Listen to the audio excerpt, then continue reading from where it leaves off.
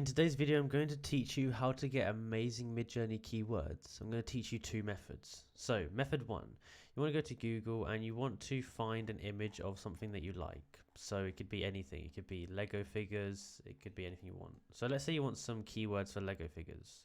What you want to do is come down here, download the photo of some Lego figures. I'll do /describe, and then you can click on that and add the photo of the Lego figures into Midjourney. Now what this is going to do is it's going to describe what's in this image.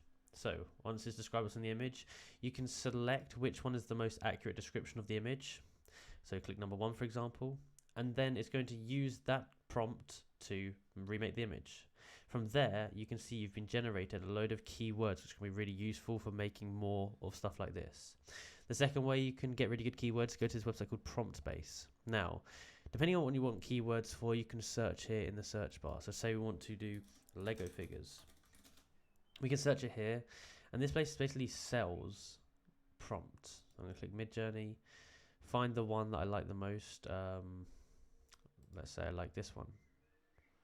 This is cool. This is really cool.